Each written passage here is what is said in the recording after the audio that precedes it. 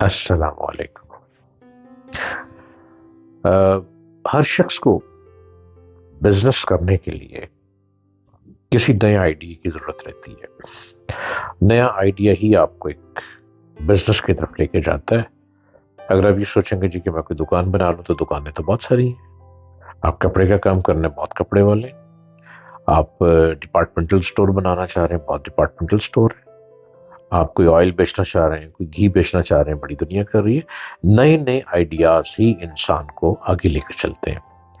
اور نیا آئیڈیا اسی صورت آتا ہے کہ جو اسٹرگل کرتا رہے، جو پلان کرتا رہے، جو آئیڈیاز دینے والوں کو سنتا رہے اور آئیڈیاز دینے والوں کی صحبت میں جا کے بیٹھے، ان سے ملاقاتیں کرے، ان سے میٹنگز کرے، تو نئے نئے آئیڈیاز ملتے چلے رہتے ہیں۔ آپ میرے چینل کو سبسکرائب کیجئے، ڈاکٹر جلیل اسلم آفیشیل یوٹیوب چینل کو، اور آپ ہر روز دیکھیں، میں بھی آپ کو نئے نئے آئیڈیاز دیتا رہتا ہوں۔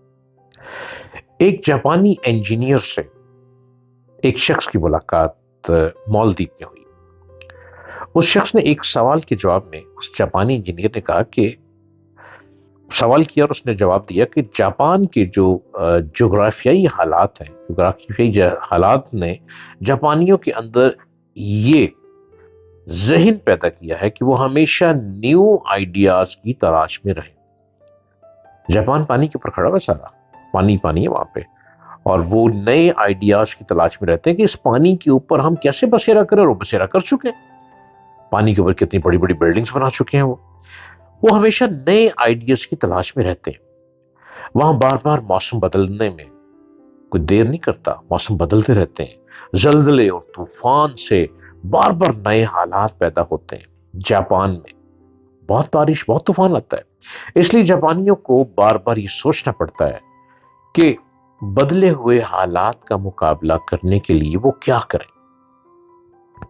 اس صورتحال نے نئے خیالات کی تلاش کو جاپانیوں کا مستقل مزاج بنا دیا۔ جس شخص میں مستقل مزاجی نہیں ہے، وہ کسی بھی کام میں کامیاب نہیں ہے۔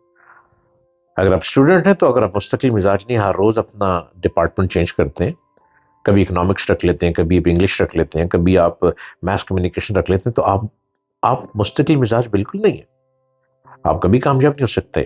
اگر آپ جاب کر رہے ہیں، تو آپ ہر روز جاب بدل لیتے ہیں، اٹ مینس کہ آپ مستقل مزاج نہیں ہے، آپ کبھی کامیاب نہیں ہو سکتے۔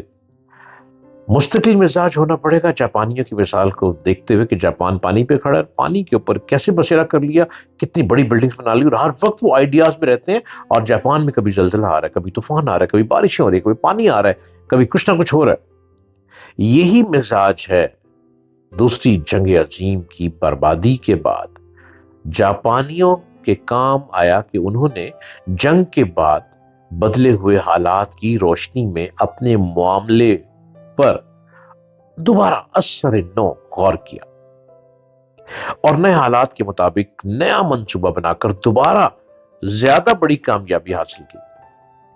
جاپانیوں کی اس خصوصیت کو ایک امریکی مصنف نے کچھ اس طرح سے کہا کہ وہ تبدیلی کے آقا بن گئے، بجائے کہ وہ اس تبدیلی کا شکار ہو جائیں۔ ایک امریکن فلاسفر وہاں گیا، وہ حیران ہو گیا کہ یہاں طوفان آ رہے ہیں، یا زلزلے آ رہے ہیں، یا بارشیں ہو رہی ہیں، یا پانی ہی پانی ہے، ہر جگہ پانی ہے، لیکن وہ لوگ اس کے عادی ہو گئے، اور انہوں نے اسی پہ بسیرا کر کے اپنی لائف کو بدلنا شروع کر دیا۔ زندگی کا سفر کبھی ہموار راستے پر طے نہیں ہوتا۔ زندگی حادثات اور مشکلات سے بھری ہوئی ہے، اور یہ حادثے اور مشکلیں لوگوں کو پیش آتی رہتی ہیں، اور قوموں کو بھی۔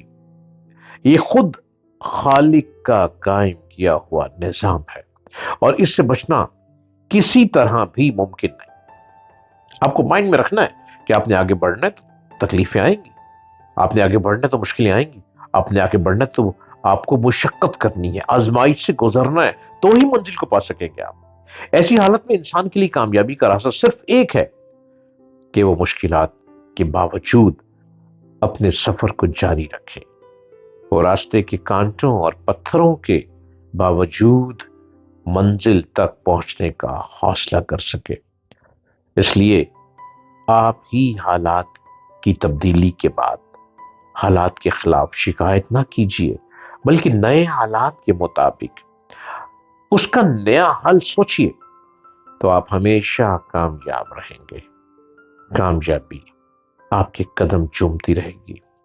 زندگی کو مشکل نہ سمجھیں، زندگی کو آزمائش سمجھیں، زندگی کو بوجھ نہ سمجھیں، زندگی کو ایک فن سمجھیں، زندگی کو پتھر کی طرح بوجھ بنا کر سر پہ لے کر مت چلیں، زندگی کو اسینس آف لائف کی طرح لے کر چلیں۔ آپ کو بڑا مزہ آئے گا زندگی میں گزرنے کا، جب گرم سرد ہوائیں ٹکراتی چلی جائیں گی اور آپ بازی مارتے چلے جائیں گے، آپ آگے بڑھتے چلے جائیں گے، کمال کے انسان تو آپ خود بنتے چلے جائیں گے۔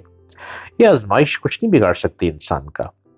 دیکھیں، انسان تو چاند پہ چلا گیا، انسان آسمان پہ پرواز کرتا ہے۔ یہ ہوائی جہاز کیا ہے؟ فلائنگ، آسمان پہ پرواز کرتا ہے، پہاڑوں کو کاٹ دیتا ہے، وہاں پہ سڑکیں بنا دیتا ہے، اور انسان کہاں سے کہاں پہنچ گیا۔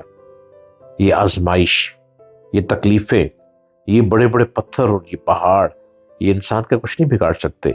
تبھی تو انسان کو اشرف المخلوقات کہا گیا ہے، اور وہ اشرف المخلوقات ہی ہے جو ارادہ کرتا ہے اس میں کامیاب ہوتا ہے، جو سوچتا ہے اسے کر دکھاتا ہے، اور جو خواب دیکھتا ہے اس کو زندہ تعبیر بنا دکھاتا ہے۔ آگے بڑھے، ہمت کریں، آپ میں پوٹینشل ہے، آپ زندگی کے کامیاب شخص ہیں اور بن سکتے ہیں۔